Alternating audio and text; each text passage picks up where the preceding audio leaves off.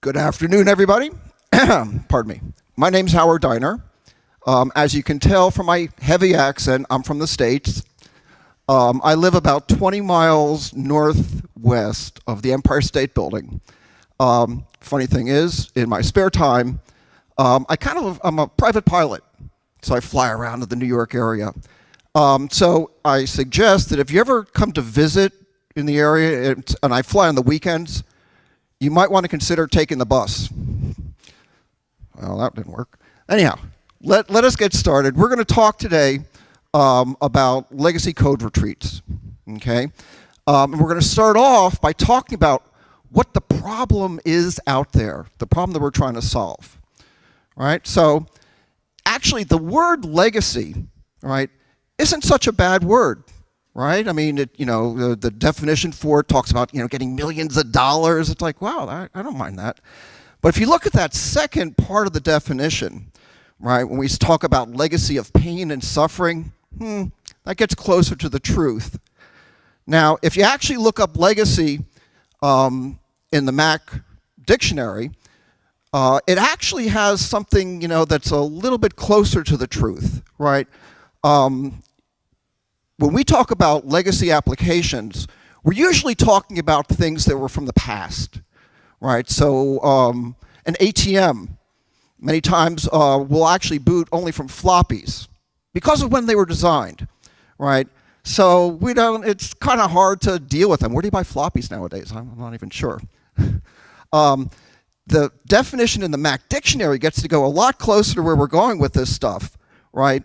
Which talks about software, that's difficult to work on, right?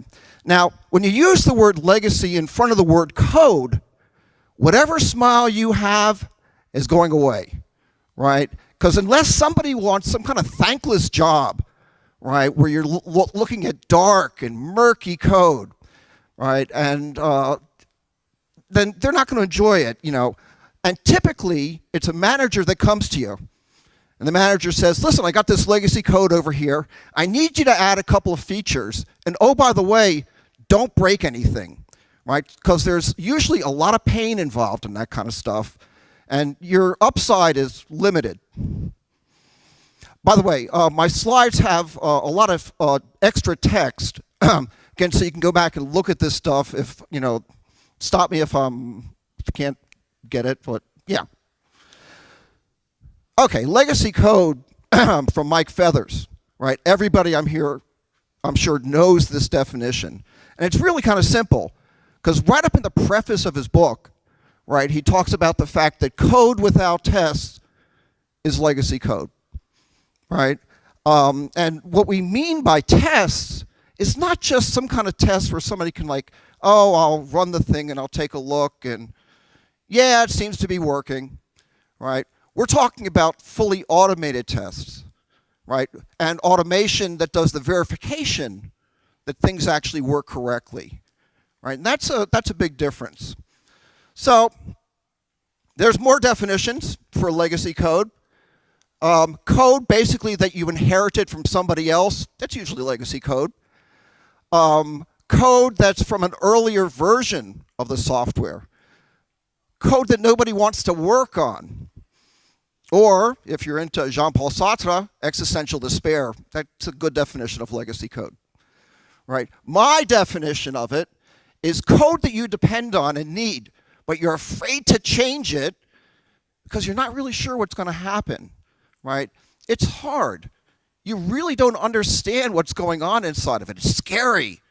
You might break something. It's painful to read sometimes because you know better than what that code is out there with. And it's really depressing. And again, go back and, back to Sartre. All right. So talking a little bit more about this problem. Okay, why is legacy code dangerous? Right? And Feathers, again, kind of says the answer that everybody will, parrot, which is that with tests, we can change the behavior of our code and we can verifiably know that we're not breaking the code as we're making those changes. We can tell the code is either getting better or getting worse. But there's a lot more to it than that. All right. Legacy code. If you look at the dangerous attributes, legacy code is kind of like a drag on development because it's risky. We have to go really slow when we're working with legacy code. We don't understand it yet, right? It's a drag on testing, and here I mean manual testing, because code has that quality that you can just change one bit of one byte, and theoretically you need to do an entire manual regression test of everything that's out there. So nobody wants to do that. What do we do instead? Right? We think to ourselves, oh, I didn't touch that section of code. It's going to be fine. And it's not. And I'll look at some examples a little bit later. Maybe we'll get to play with some of those examples if everything works out here. If you're working in an environment, especially where there's commitment-driven development, so there's estimation involved, right? It's impossible to estimate with legacy code because you don't really know the problem well enough to put together a decent estimate, right? It's dangerous from the company's perspective because the best developers are going to stay away from teams and organizations that have lots of legacy code. And they do that because the best developers have options, which kind of compounds the problem, right? And finally, it's dangerous because you lose control of your code base, right? The code itself may be awkward. It could be flat out wrong, right? But once it gets out into production, and God forbid it gets out into public consumption, somebody's going to depend on your current functionality. So to demonstrate this, we're going to go to XKCD, okay, and take a look at a change log that they had for whatever product this was. The change was the CPU no longer overheats when I hold down the spacebar, right? And some guy that's out in the universe said, oh God, your update just broke my workflow, right? My control key is hard to reach, so I hold down the spacebar and I configured Emacs. Anybody in here use Emacs? Anybody know what Emacs is? Okay, good. Right. I configured Emacs to interpret a rapid temperature change as control to the response of like, that is so horrible. And the longtime user says, look, it's my workflow, deal with it. Just put the option back to re-enable spacebar heating. All right. Are there any CIOs in the audience? Good. Right. Because we could put together an economic case to talk about why legacy code is dangerous, but this is not the venue, this is not the time, it's not the place, because we already know that they're dangerous and legacy code is evil, right? And we also know that legacy code exists. We're going to have to deal with it. So what we're here today is to get better at dealing with legacy code. And where do we start dealing with it? Right? Well, one way to do is, how about we start to practice? So let's move away from the problem and start talking about legacy code retreats. Right? There's lots of people out there that practice, and everybody knows it. Musicians practice. Theater groups practice. Sports teams practice. Martial arts people practice. In fact, we like it so much, in the Agile world, that we use all their practice names, like katas and whatnots, right? Police, armies, they practice because they need to work in a fashion that's appropriate when they're under stress. But let's not talk about that subject in the political world, the United States, and the way the police shoot people, but trust me, that's what they're supposed to work. So back with the last president that we elected back in 2008, you can see him practicing, right? Lots of politicians practice. It probably would have been a pretty good idea for me to practice this today, but I can say it, whatever. Now this is something I know something about. Pilots practice all the time, right? And what you're seeing, anybody in here happen to be a pilot? Usually not. Okay, the way that you work when you're a pilot like myself is what's called visual flight rules, which means you have to be able to see the ground. And the reason is that it's really hard to do things like fly in clouds because you have no frame of reference, right? So you're likely to be flying and like all of a sudden the plane's going up, straight up, and then you stall, and it's really bad. So even visual flight rules pilots like myself have to practice with what's called a hood so that you don't get to look outside and you only look at the instruments. And it's not as dangerous as you might think because you need another pilot in the plane to make sure that you're not hitting anything. Doctors practice. They practice a lot. My theory is that the reason that they call their work a practice, right, a doctor's practice, is that's because they get to bury all their mistakes. But that's another topic.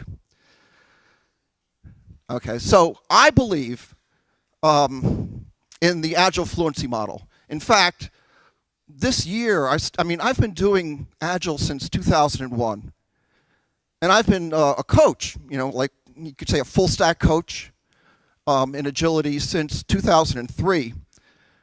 And I kind of hate the way that we've been going with the mechanization and industrialization of the Agile world, all right? And I actually publicly have quit. I've withdrawn from the Scrum Alliance, the Agile, all the alliances. I still though believe in Diana Larson and Jim Shore and the fluency model, right? And when you look at the fluency model, the whole idea behind it is to make sure that we build up our fluency in particular areas so that our default response becomes the correct one, not necessarily just the quickest way to respond, right? Agility is not a synonym for fast, right? So, what we're going to be doing is something coming out of fluency. Now, there's a topic, it's more than just practice, it's deliberate practice, right? So this is a psychologist at Florida State. His name is K.E. Anders Ericsson. And he has an interesting proposition and hard science that backs it up, right? That a skill is learned with more than just how many times you do it, but it's how you go about that practice of doing it, which is an interesting thing, right? So interesting that a couple of months ago at the Agile Alliance 2017, Larson and Adam Light did a presentation called Deliberate Practice at the Fluent Edge. And they noticed that deliberate practice develops skills, right? And that there are effective training techniques that exist to do those skills. Make a point of that, because we're going to be doing one of them. They build on previously acquired skills. Again, we're not going to start doing a legacy code retreat with somebody who doesn't know how to program. Depends on some clear and immediate feedback. It involves some very well-defined targets. And it makes you tired because it demands full concentration, right? And interestingly, sometimes they're not as fun. Well, maybe when they're over, they're more fun that it's over, right? But they're not fun as you do them. They're stressful. All right. Anybody in here never heard of Code Retreat? Okay, not to worry. Here's your chance to catch up with everybody else, right? A traditional Code Retreat is actually very simple. It's an event that we do so that we can deliberately practice on coding so we can get better at programming. All right? Here's the history behind it. In January of 2009, a bunch of people at a Code Mash conference, including Corey Haines, got together, and they were looking to make a repeatable day-long event that focused on the fundamentals of software development. Now, later that month, they actually held the first one of them in Ann Arbor, Michigan. All right? Here's the format, and for those of you that know Code Retreats, check me out on this. They all come from Corey Haines again when he wrote his book, The 4 Rules of Simple Design. It's a full day session. You will get tired by the end of the day. There's usually 5 or 6 sessions of like 45 minutes apiece. The participants write code, and they write code in pairs. The problem that they solve is Conway's Game of Life. Everybody knows that, right? What the game is. It's a simple finite automata game. and very simple rules to it, right? Now, this is important. A traditional code retreat, every time we do a session, we get together with our pair and we write some code, we write the tests, and we do all that other stuff, but you have to delete it, okay? And I'll talk about that and what I think it should work. Every time in Corey's kind of code retreats, new pairs for every session, right? At the end of the day, you do a retrospective where you answer the following 3 questions. What, if anything, did you learn today? What, if anything, surprised you today? And what, if anything, will you do differently moving forward? Oh yeah, by the way, there's a rule that says that you need to have something better than pizza for lunch. All right, so what can we do to adapt code retreats to legacy code? So this is Kent Beck, of course, the kind of the founder of extreme programming, and you recognize the 4 things that he talks about, right, in his extreme programming book, right? Code passes the test, reveals intention, no duplication of the fewest elements. Corey Haines refactors that a little bit, but it's the same. That's the 4 simple design rules, basically, right? Now, what we want to do is put something in place for legacy code so that we can learn, understand, and internalize these concepts in code that uses floppy disks. So here's some rules that I like to work with for the sessions that I run. First of all, we're going to start, and we're just going to get to know the code. We're not going to change anything. We're not going to do anything with it. We don't know this code. We have no idea what it does, or even worse, we don't know why it does the things that it says it does, right? There's a lot of hows up there, but not a lot of whys. There's no design intent that's preserved, right? We're going to quickly build a safety net around it, right? We're going to come up with some, usually they're automated integration tests, and at least that's what we're going to do today. We call those kind of things golden masters, and I'll talk about where that term comes from.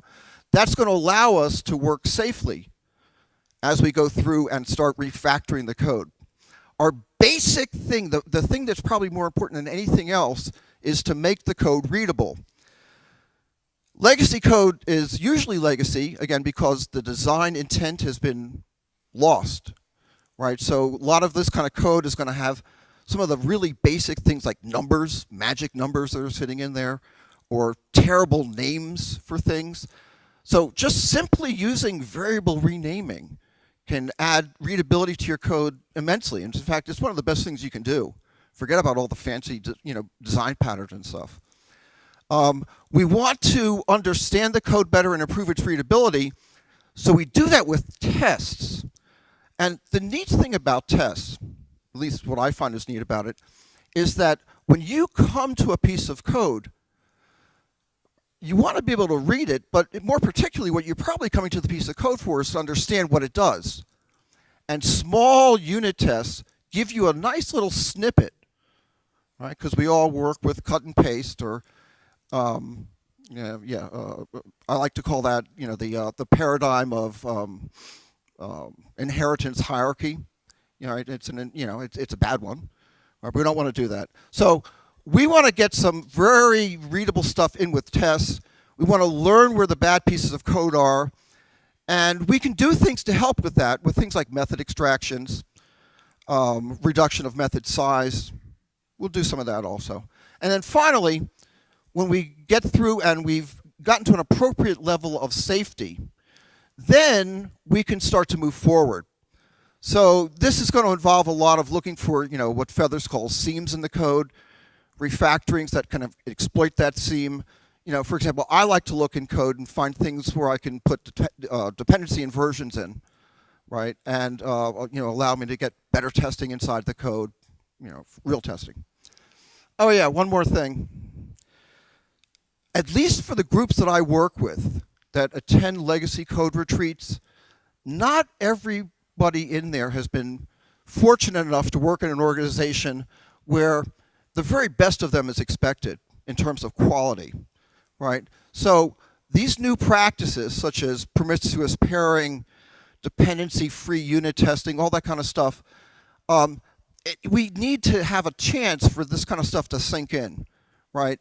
And that's why learning is so important at this. Even if people haven't been exposed to that because of what they've been doing thus far, these legacy retreats are a great place to reinforce that. All right, so here's the format that I use. First of all, this is not something that you're going to do in 90 minutes. Right? If you're, the manager says, well, let's dip our toe in the water. We'll do 90 minutes worth of it. It's not going to work. It's not going to be very productive. You need a full day, right? This is deliberate practice. It's going to make you tired. It's not going to be fun necessarily by the end of the day until it's over. And I always count about 4 or 5 sessions of about 45 minutes each, right? With a large time spent on retrospectives. Because a lot of the learning for the group comes out of the retrospective, right? What surprised you? What are you going to do differently moving forward? These are really important things. The traditional Corey Haines kind of code retreat, those things go by really quick. I want to make sure there's plenty of time for that. All right, how do the people that go to the code retreats, how do they work together, right? So the traditional format says it's got to be pairs. I say that's not necessarily the case, right? So everybody knows the difference between pairing and mobbing. I know that a lot of times, yeah. So to put it, I'll put some words around this. In mobbing, you typically have one person that's going to be leading the pack. Maybe they know a little bit more. Maybe they know how to use the IDE. Or maybe they know the code. Or maybe they know the framework that they're working in. And then other people are able to observe this and learn for themselves, right? And hopefully they then start contributing, right? It's not as bad as it sounds. Mobbing sounds like everybody is like reaching and grabbing. It's usually one person that's doing it and then everybody else is following in, right? Again, I prefer pairing, but mobbing will work, right? Especially if there's, again, a person that has some knowledge of the IDE to start with, or understands some of the things that we're going after. It doesn't matter. But I've tried both, and both formats will work. Right? What about code? What code do we work on during a legacy code retreat? Well, the guy who started this stuff, Rainsberger, has an ugly trivia game in 26 different languages at that URL in GitHub. It's a great piece of work, right? Because when you first look at it, it's like, what does this code do? And exactly how does this code work, right? But you're not limited to that code base, right? Now, being a master of writing bad code, I have my own code base that we're going to work with today because I wanted to try something a little bit different, right? What you shouldn't do, though, is give in to the manager who says, all right, we can do a legacy code retreat. Here's a piece of code in production. Use it for your code retreat. That is a disaster in the making, right? Because we're supposed to be taking a day out to learn how to get better at dealing with code, not solving all the problems of the company in that one day. Make sense? All right. What about that delete part? All right, I have some differences there. I'm not a real big fan of deleting code at the end of each session in the legacy retreats, right? I'd rather have people share what they've learned, okay, and all the groups that are out there working on stuff during the retrospective, and then have people incorporate the best of what they learn going forward. In fact, if you are doing this stuff with pairing, you're going to have actually more time that you're going to have to spend on the retrospectives so you can get through all of the stuff, right? Because in a mob, you typically can have more than 2 people, right? I also don't find any problem, right, putting together a repository during the retreat, right? If people want to do that, that's great. We can, pull in, merge in some of the stuff going forward, but then you're expecting people to know, pretty well how to work with whatever repository you're using.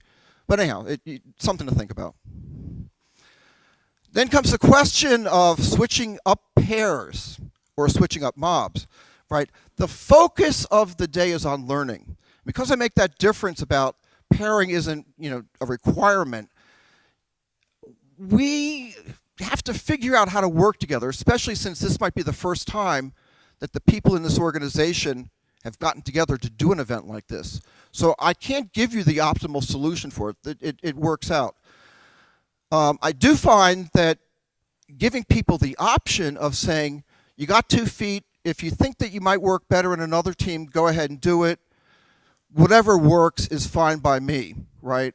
If people are more comfortable staying together and they're working together, fine, let it happen, right? I do remind people that this is actually the chance that they get to find out how to work with other people, right? There's still a large, I guess it's the same community that has all this legacy code that figures that programming is a solitary activity only, right? And learning how to code in a community is a great thing to learn also from the day. So this is their chance to do it.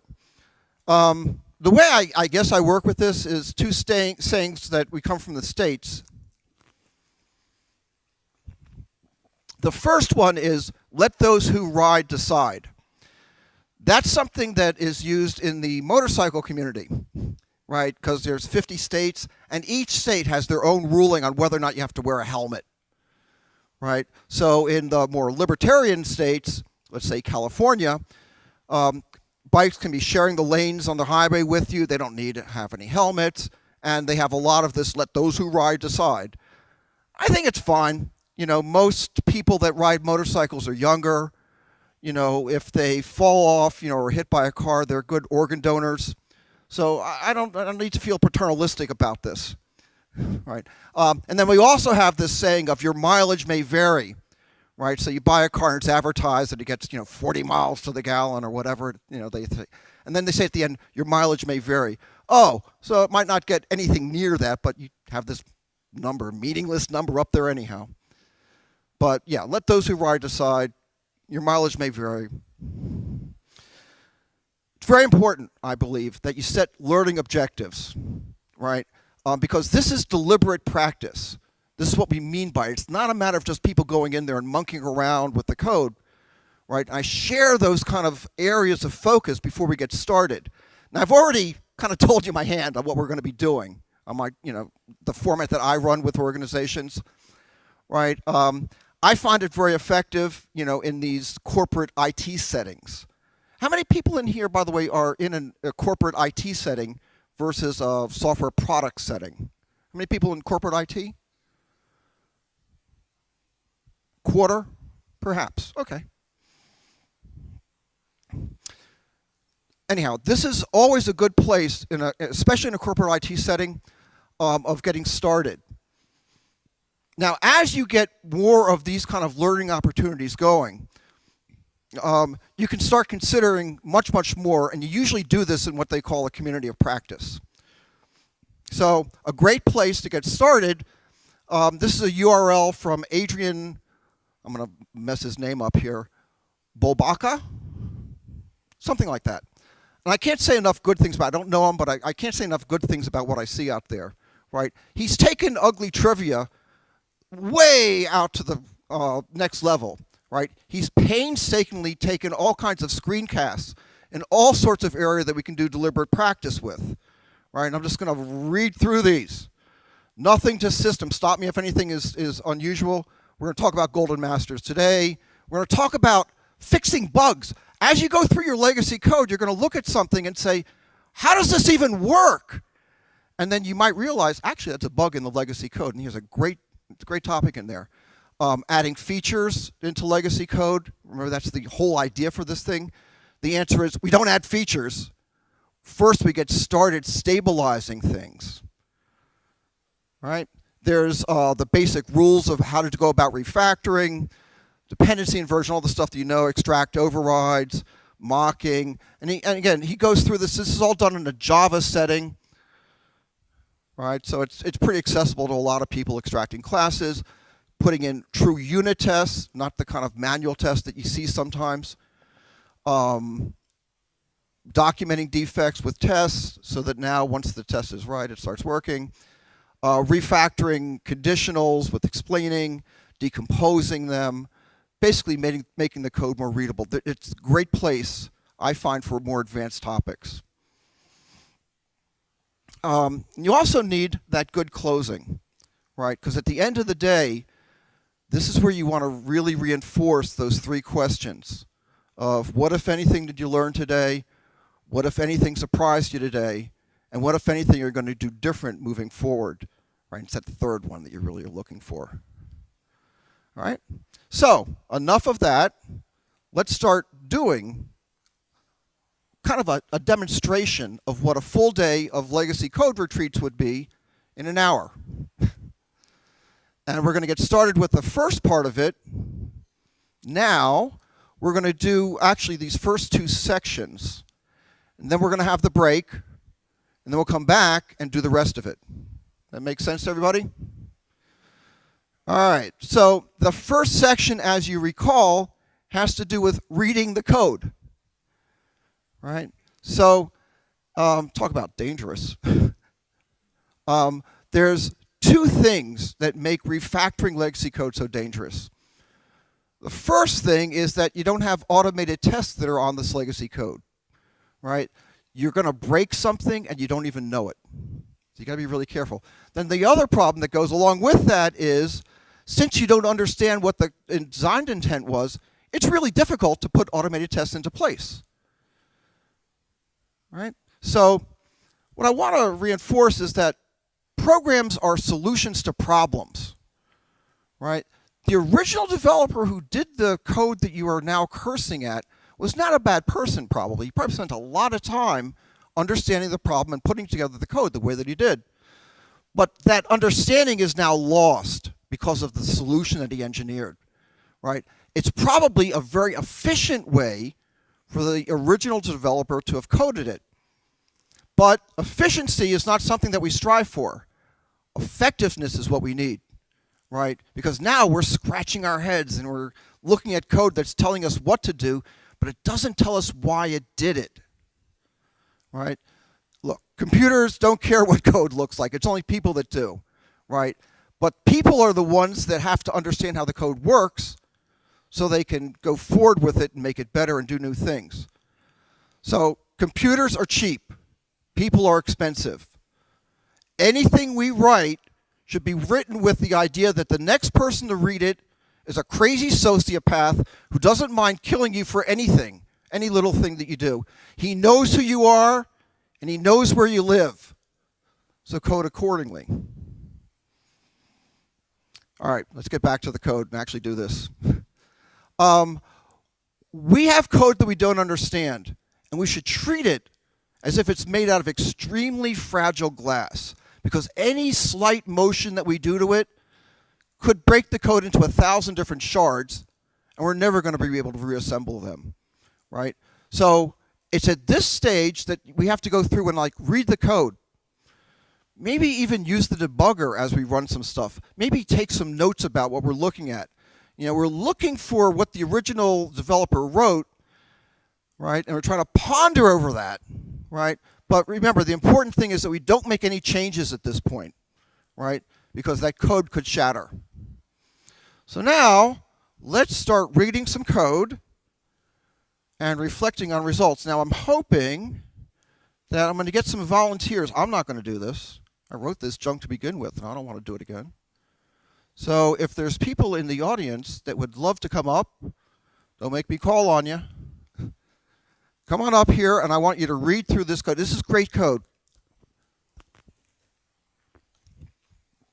Okay, look, you get to print, you get a result with 1 and 1, and this is when I ran it before. Oh, come on, yeah. Nathan, right? Good man. So the easy thing about this, I made it really nice, it's all in one file. Right? So this is my main, right? And this is my code. Now you can actually look at the system log. Can we kind of make some stuff in here? And everybody else, just pull on, give me your thoughts. What is this code doing? Something to do with time. That's a good guess. Okay. So if I look at this time, I guess I ran it twice, right? That was probably the time that it was run. Hours, minutes, and seconds. Yeah, I'll tell you. Or you can run it again. Yeah. Oops, stop.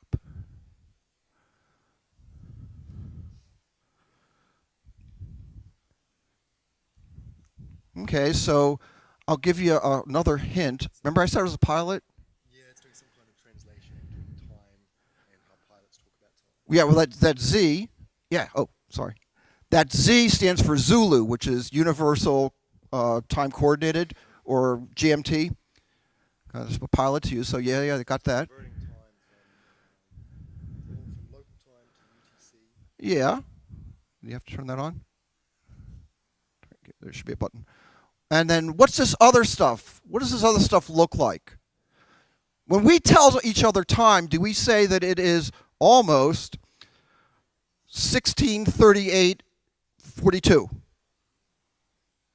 No. What do we say the time is? Yeah, we approximate it. We round it up. Yeah, look at that. Isn't that great? That's really cool code. Okay. So let's take a look at this. We are like 2 minutes away from our break. So take a look here. Other people are also welcome. If you're going to take a break, that's fine too. And we're going to try to figure out why this code. Oh yeah, by the way, I have some stuff for you to do later on. I'll tell you about it to extend the code. I want to extend this to all time zones, and I also want it to not just send emails, which it should have sent. I didn't show you that part of the demo, did I? See, it sent me emails. Yep. All right, isn't that great? Wonderful. So anybody that's game for this stuff, now's the time we can break. Other people, if they're not going to break, can take a look at this stuff. Either way is fine, and then you'll tell us when we come back what you see. Yeah. Maybe I think it's time for my peer to come out. Don't hate me forever. Like I said, I'm an expert at writing bad code. Oh, we're looking at the wrong one. So all this code, by the way, is on GitHub, so you can take a look at it. What I actually have done is broken it up into the 6 sections. So right now we're just looking through the code to understand a little bit what it does, and maybe I'll even give a couple of words. How's that to help you out? All right, break time.